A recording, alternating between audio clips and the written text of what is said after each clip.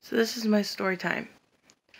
Alright, it's a long story. Probably not going to be able to fit it in one video, so here goes nothing. Alright, in 2014, oh no, backtrack, 2009, met a guy named James. He was alright to me in the beginning, and then things changed dramatically around 2010 when I got on HUD. Well, things went really bad. I was basically being accused of theft in a place that I won't name the landlord, but he was accusing me of stealing food and alcohol, like booze, from his cupboards. He had installed numerous cams around the house, and it scared me. Made me really paranoid and afraid to go about the house, which I was allowed access around the house to move around. I wasn't just contained in my bedroom that I was renting for the entire month to month.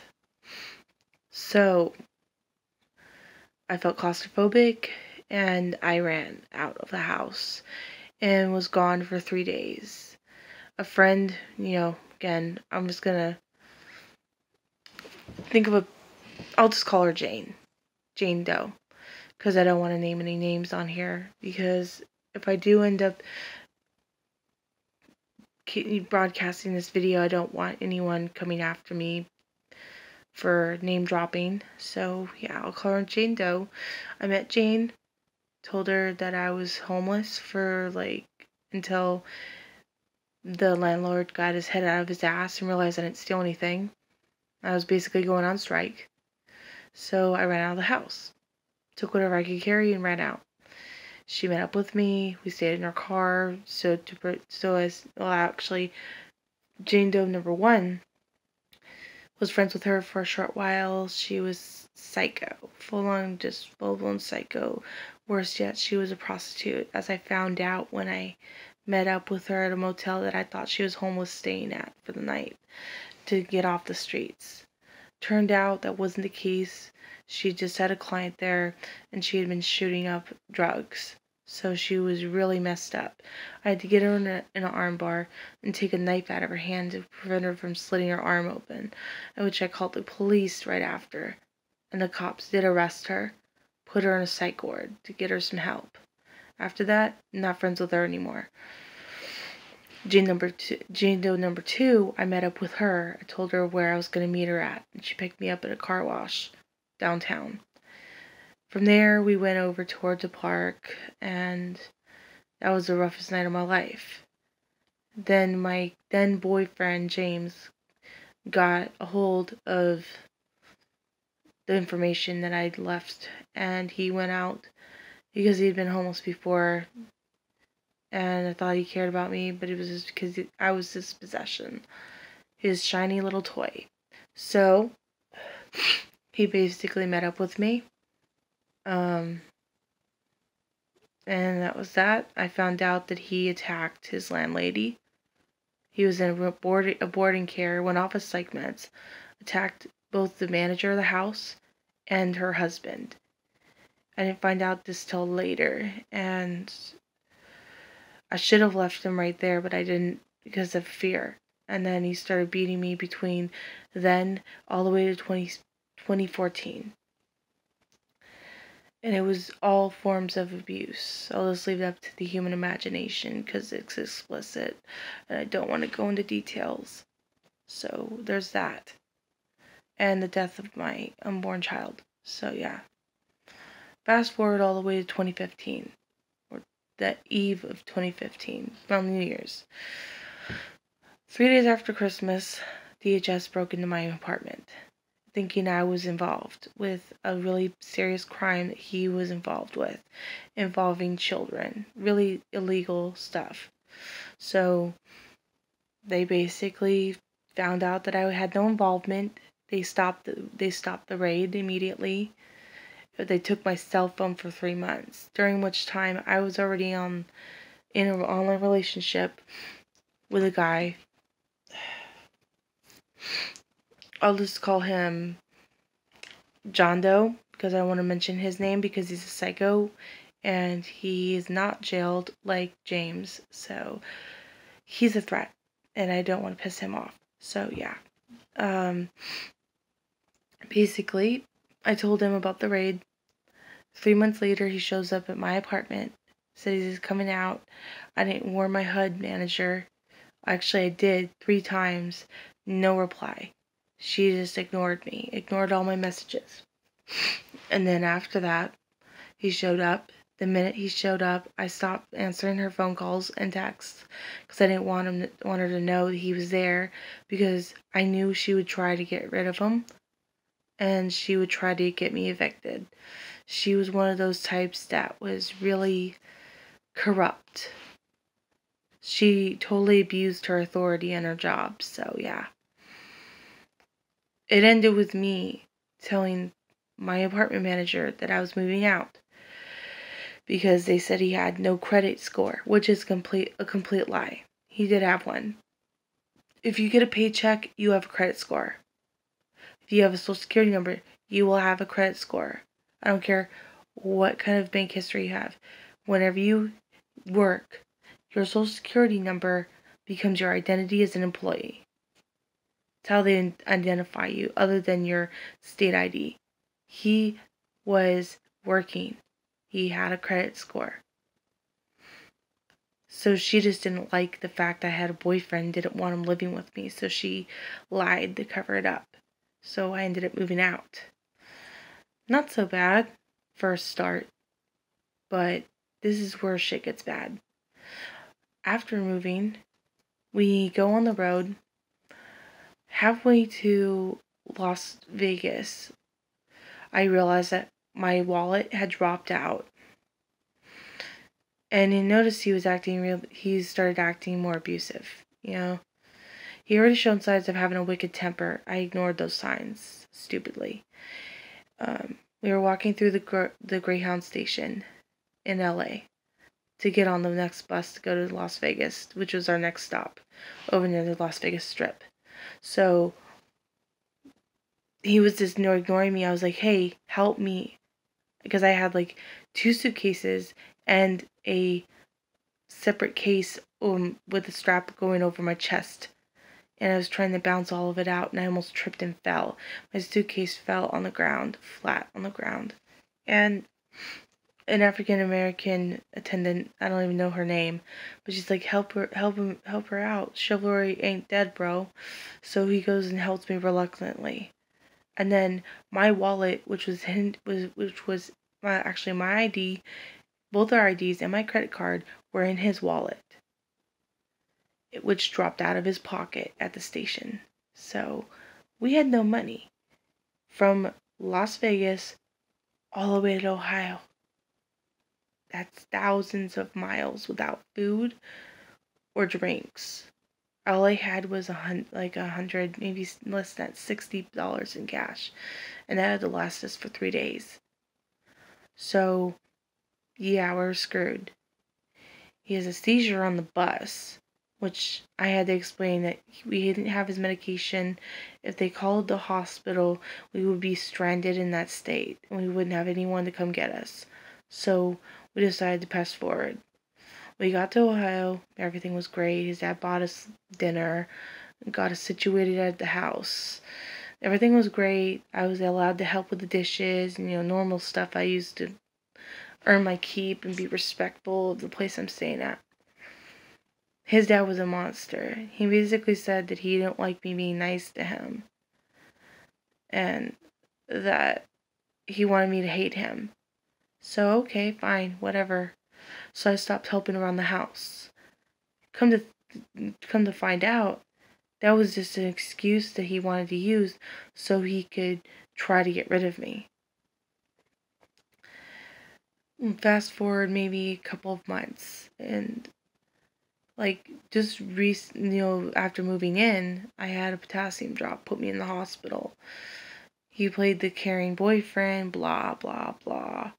Bought me a Minnie Mouse doll, etc., etc. His friend Nick Snyder, Nick, I'll just say Nick, not last name, sorry, committed suicide recently, but I'll get to that later. he basically, during that time, he called his buddies to try and get us a room to stay because we couldn't stay at his dad's house anymore because his dad was being really messed up towards me.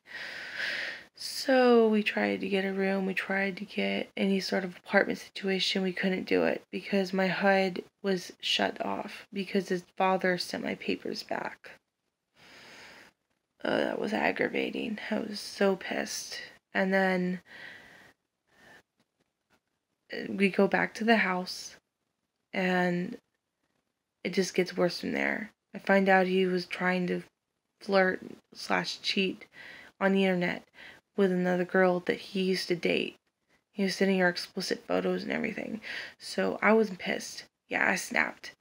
And I woke him up with his cell phone in my hand and asked him, "What the hell is this?" And told him, "I'm done." And he was barely awake. So we found out that his buddy had died, so open opportunity for me to flee the house. He went to go see his friend's gravesite, and I went off to the police down the road, said he had been abusing me, which was in fact true. He had been putting his hands on me and stuff at that point, slapping me and stuff, but not actually hitting me. He slapped me. I'm not trying to excuse what he did, but still. From there, and granted, I already had PTSD before I met him, so it got a whole lot worse after that. Following that, the cops helped me get out of there, and I told them to take me to the nearest domestic violence shelter. I called an old friend of mine that I used to date back in the day before I met James, and I said, "I'm out. I'm in Ohio. You want to meet up or something? Because I have nowhere else to go." So he took me in. Come to find out, I was pregnant with twins, and the home the guy had was just toxic. I had to get the hell out of there because my babies were in danger from me inhaling the fumes.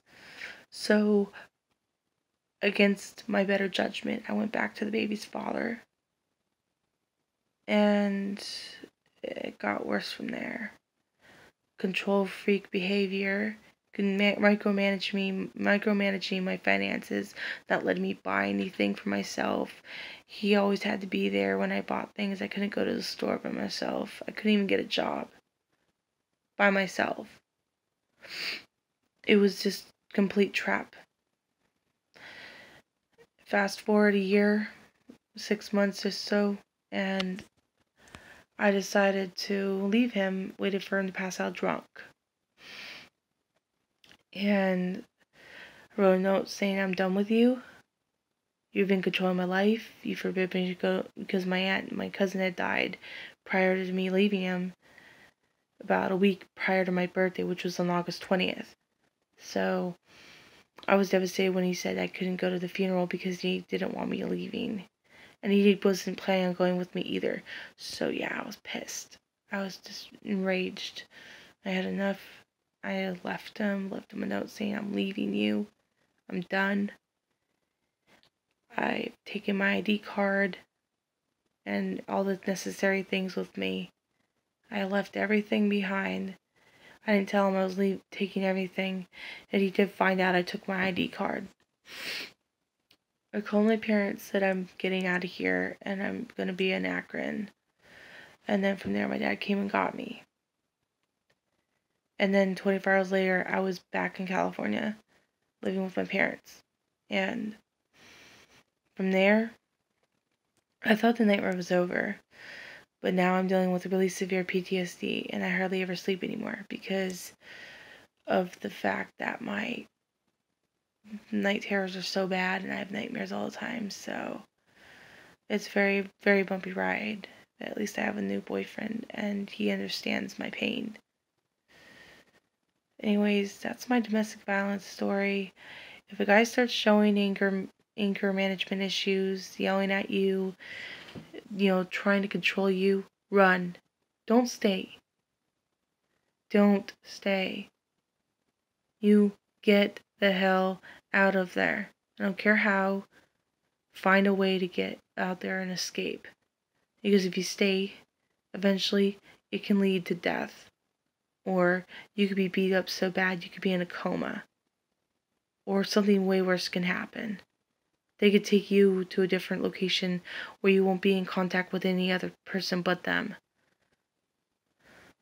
Don't let them control you. Leave immediately. If they start showing signs of being angry or abusive, don't stay. You can't fix them. They're already too far gone if they're hitting you. That's my one piece of advice for the young ladies out there. Don't stay with a man that's going to treat you with extreme disrespect. With any disrespect of any sort. I don't care if they call you a bitch. The minute they call you any name, I don't care if it's a brat. If it's out of anger and it's not joking around, it's not a joke, you need to leave them. Because it will lead to violence. And just like common knowledge, violence in relationships is never a good thing. It leads to people being killed. You show up on the 5 o'clock news as nothing more than just a statistic of the consequences of staying with an abuser. Please heed my warning. Leave them. If anyone watching this video is in a domestically abusive relationship, call anonymously 1-800-799-SAFE. It's a safe phone call. Go to somewhere, lock the door so they can't hear you or can't get in, break down the door, and you call them and say, I'm in a safe location to talk. I don't care if you have to walk outside all the way down the block. If you do that, you're one step closer to freedom. You call them, you say what's going on, and they can give you the resources necessary to get out. There's also charity cabs that transport people. You just have to Google it. But my suggestion is, don't follow the roadmap they give you on the domesticviolence.org. It's dangerous. The whole duffel bag rule. One, zippers clink. The little zipper head clinks, makes noise, and guys like them can hear a pin drop. Do not pack anything heavy. Take whatever you need to survive. If you're on your period, grab some maxi pads. You need medication, grab your meds. Before you end up leaving them, order a decoy phone that looks identical to the one you own that's active. Leave it behind. They'll think that you just in the bathroom or something, somewhere in the house where they can control you. They don't know you're gone at that point because they see your cell phone there. Leave that behind and take your real phone with you. Take a charger, obviously, because you're going to need to charge your phone to get a hold of people. If you vape, take your vape with you, but only limit yourself to a 120 ml bottle or a 60 ml bottle, whatever you can carry. But limit it to one bottle. You don't want anything too heavy.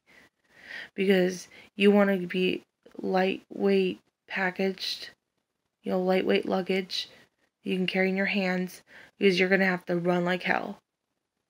You have to get up to that front door and get out fast. You can't waste your time grabbing a duffel bag. Don't even bother hiding in the bushes like the website suggests, because that alone will get you killed, especially if the person owns a gun or a knife. They'll kill you before you have a chance to even blink, let alone grab the suitcase. Take whatever you need to survive. Limit yourself to only 3 things. If it's cold, wear a jacket. And warm socks. But don't wear anything heavy like jeans because it will weigh you down. Especially if you have to go up some stairs to get to the top level to go out the front door.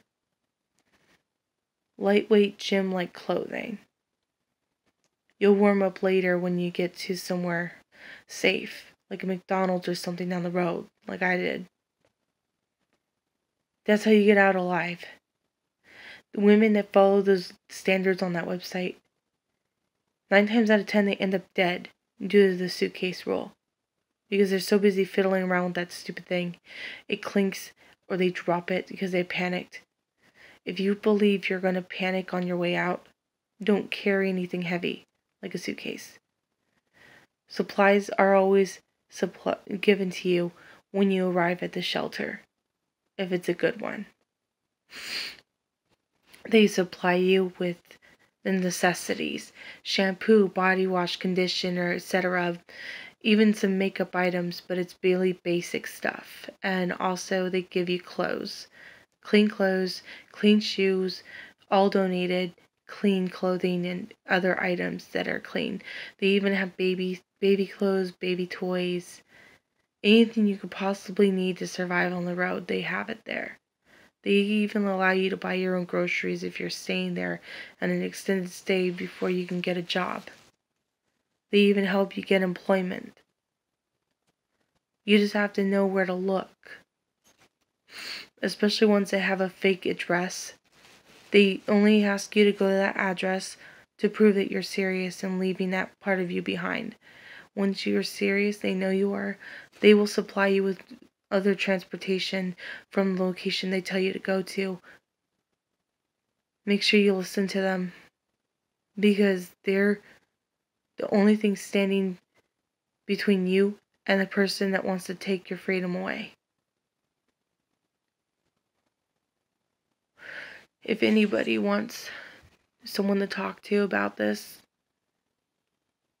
you can find me. My name's Ashley Weber. You can find me on Facebook. And I'll be glad to answer any questions you might have. Anyways, God bless everybody. Hope you have a Merry Christmas and a really great New Year. And stay safe. Like I said, if something's going on, you need to call the authorities or call 1-800-799-SAFE. They'll help you.